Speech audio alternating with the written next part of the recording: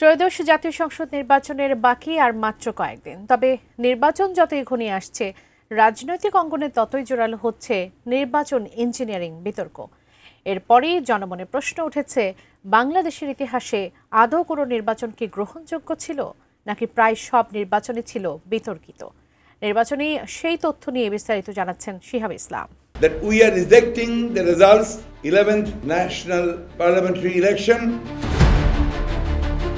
বাংলাদেশের নির্বাচনের ইতিহাস শুরু হয় ১৯৭৩ সালের প্রথম জাতীয় সংসদ নির্বাচনের মাধ্যমে।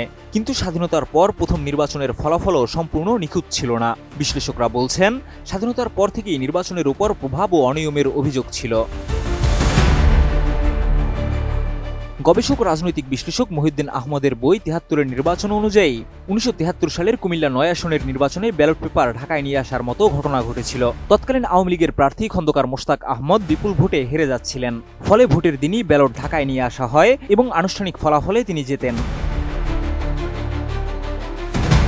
এই নির্বাচনটি স্বাধীন বাংলাদেশের নির্বাচনের ইতিহাসে সবচেয়ে আলোচিত ও সমালোচিত ঘটনা হিসেবে বিবেচিত হয়। সেই সঙ্গে অন্য আসনগুলোতেও বিভিন্ন অভিযোগ তোলা হয়েছিল।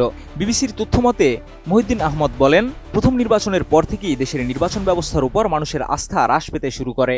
এর পরের সময়ে ৩টি গণভোট ও বিভিন্ন সংসদ নির্বাচনেও নানা ধরনের অনিয়ম ও প্রশাসনিক হস্তক্ষেপের অভিযোগ দেখা গিয়েছে। ১৯৭৭ সালে জিয়াউর রহমান ও ১৯৮৫ সালে হুসেইন মোহাম্মদ এরশাদের প্রশাসনিক গণভোটগুলোতে জনগণ সরাসরি ভোট দেওয়ার সুযোগ পায়নি।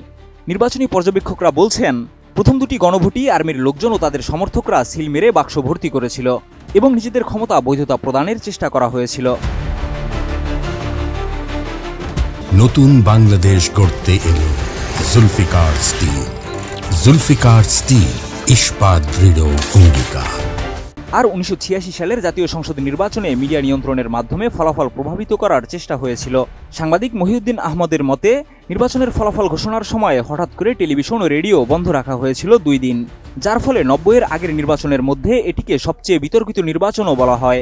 তবে ১৯৯১ সালের নির্বাচন থেকে শুরু হয় গণতান্ত্রিক তত্ত্বাবধায়ক সরকারের অধীনে নির্বাচন, যেগুলো কিছুটা গ্রহণযোগ্য হলেও বিএনপি ও আওয়ামী লীগ উভয়ই নিজেদের পরাজয়ের পর ফলাফলকে প্রশ্নবিদ্ধ করেছে। এছাড়া ২০০৮ সালের নির্বাচন তুলনামূলকভাবে গ্রহণযোগ্য হলেও ভোটার তালিকা ও আসন বিতরণ নিয়ে বিএনপির অভিযোগ ছিল। এরপর ২০১৪ সালের নির্বাচনে প্রধান বিরোধী দল বিএনপি ভোট বর্জন করে। পরে এক ধরনের ডামি প্রার্থীর মাধ্যমে ফলাফল প্রভাবিত হওয়ার অভিযোগ ওঠে।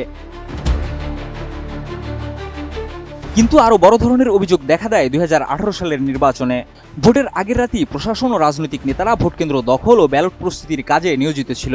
বিভিন্ন ভোটকেন্দ্রে ভোটারদের উপস্থিতিও কম ছিল এবং বিএনপি ও জোটের প্রার্থীরা ভোটকেন্দ্রে প্রবেশ করতে পারছিলেন না। আর ২০২৪ সালের নির্বাচনে কিংস পার্টি কৌশলের মাধ্যমে বিরোধী দলের অনুপস্থিতি পূরণ করার অভিযোগ উঠেছে, যেখানে আওয়ামী লীগের প্রার্থীদের বিরুদ্ধে তাদেরই স্বতন্ত্র প্রার্থী দাঁড়ায়। রাজনৈতিক বিশ্লেষকরা বলছেন, বিএনপির অনুপস্থিতি পূরণ করতেই সুপরিকল্পিতভাবে তা করা হয়েছিল। এছাড়া প্রশাসন, আইনশৃঙ্খলা বাহিনী এবং গোয়েন্দা সংস্থার তৎপরতাও লক্ষণীয় ছিল। বিশ্লেষকদের মতে, বাংলাদেশের নির্বাচনের ইতিহাসে প্রশ্নবিদ্ধতার সঙ্গে ইলেকশন ইঞ্জিনিয়ারিংয়ের নজির প্রতিটি নির্বাচনে বিভিন্ন ধাপে দেখা গেছে। স্বাধীনতার পর প্রথম নির্বাচনের সময় থেকে শুরু করে সর্বশেষ নির্বাচন পর্যন্ত এই প্রবণতা অব্যাহত ছিল। এখন দেখার বিষয়, আসন্ন ত্রয়োদশ জাতীয় সংসদ নির্বাচনে কি হয়। শিহাব ইসলাম, এটিএন নিউজ।